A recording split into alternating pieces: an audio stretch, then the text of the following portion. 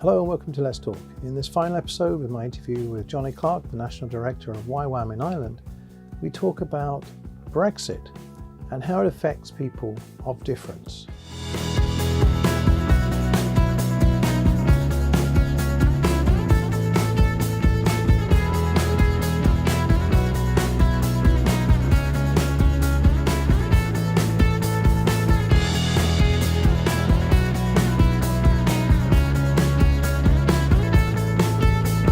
20 years after the Good Friday Agreement, we're now in a kind of crazy situation where Brexit is happening, which could actually unravel a lot of that. We're seeing more hatred in the UK towards people of difference, and the potential of a border, another wall going up between Northern Ireland and Southern Ireland.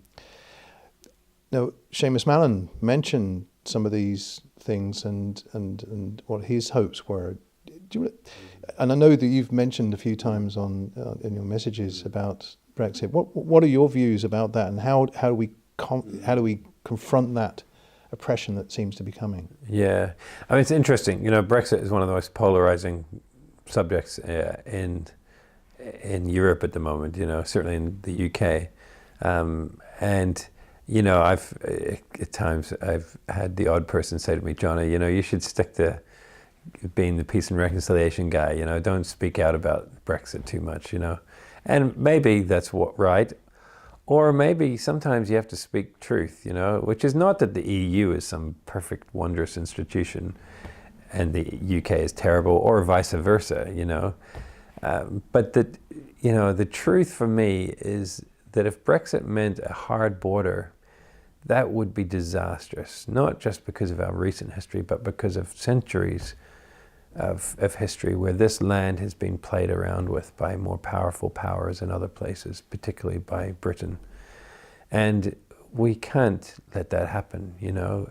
We can't allow not only a hard border, but a return to violence. And we've got to do what we can. And, you know, a very sad statistic was that an overwhelming majority of those in Britain and England and Wales, particularly who voted for Brexit, would say that a return to the Northern Irish conflict would be a price worth paying for Brexit. When that's fed into an 800-year narrative of Britain as a colonizing power that came in and took land and has messed around, and now you're saying, well, you know, if you return to violence, that's your own problem, and it's a price worth paying for us to leave the EU. Now, I know Christians who are supportive of Brexit who would say they are not in any way saying that, so I don't want to in any way kind of paint them all like that. But the statistics in that poll were overwhelming. I think it was over 70%, which is a staggering number of people who are going basically saying we are utterly indifferent to the Northern Irish conflict. We're utterly indifferent to the history of Ireland.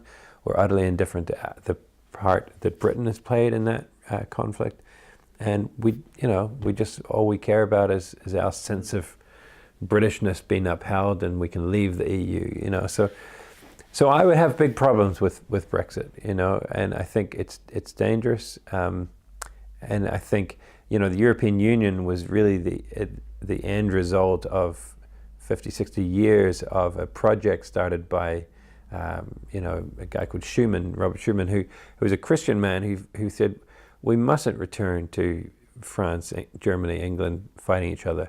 We've got to find a way to agree. And so a European cooperation began to become formalized, which ultimately ended up in the European Union, which people may love or hate or have different levels of appreciation for. But if nothing else, what it did was it's brought Western European nations around the table, and we've had unparalleled peace. You know, we've never had such a long period of peace in Western Europe. And those powers work together, and that to me is probably a good thing. You may feel that you lose a bit of your national sovereignty. Well, maybe, but certainly the consequences of that union have been an Ireland today, north and south, where there's no hard border. You can go seamlessly back and forth to the Republic or to the north, and you know, you're not dealing with a sense of we're in some other country. It just feels like you know, in the words of a Catholic priest who works in LA with gang members, Father Gregory Boyle. He says, maybe he's quoting someone, but he says, we need to understand that we belong to each other. So, a white Catholic priest and a Hispanic gang member, kind of person who served sentences for murder, when he comes out and Greg looks at this guy, Greg's sense is we belong to each other. We may be so different, so separated by culture, worldview, history, the past, but we belong to each other. And for me, I think we have to find, and as I feel compelled as a Christian to do this, it's my Christian commitment, to find ways where people realize that they can look at the other in the eyes and say, we belong to each other. You may be different from me. We may be utterly on different planets in some ways in how we see the world, but we are interconnected and we're part of the same human family. For Christians, we would say we were all created in the image of God. And so there's something about the divine imprint of God on all of us, wherever we are, and we need to find that in each other. And though that similarity, that common humanity has got to always be larger than the walls that separate us. The last question I normally ask my guests is there anything you'd like to say that you weren't given the opportunity to say? So this film, the name Guardians of the Flame comes from a quote from a book, The Dignity of Difference, which the former Chief Rabbi Jonathan Sacks wrote.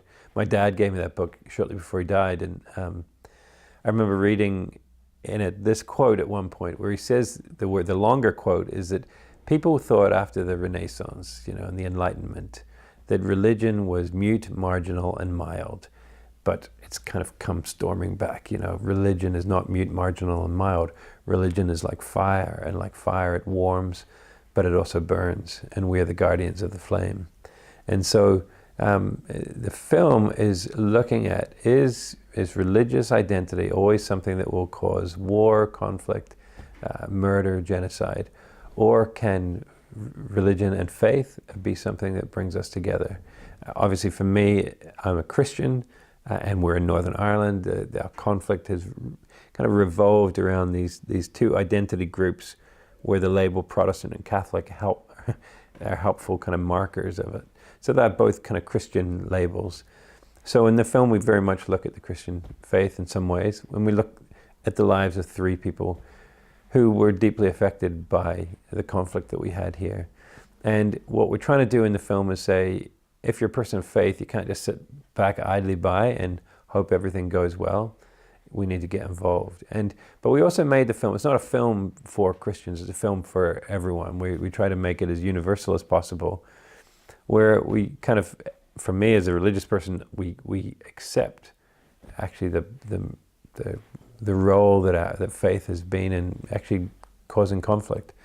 But we also try to promote a sense that real faith can actually lead us to loving our enemies. And so we're hoping that the film will be seen by a wider and wider audience. Perhaps it'll get on TV sometimes, or we'll just do a whole load of screenings and community halls, town halls, church halls, whatever, We don't know exactly how we're going to do it. It ultimately will be available on YouTube, probably for people to buy or something, because we want to make a series of films. The next one could possibly start looking at Lebanon and other places of conflict, Israel, Palestine, South Africa, Rwanda, Burundi. We could spend the rest of our lives, sadly, looking at places of conflict and where religion's been used in those conflicts. So the hope is to make a series of these Guardians of the Flame films. And this is the first one. We're looking at Northern Ireland. Johnny, so, thank you very much for the interview today. Yeah. It's been absolutely fascinating. Thank you. So thanks very much. Thank you.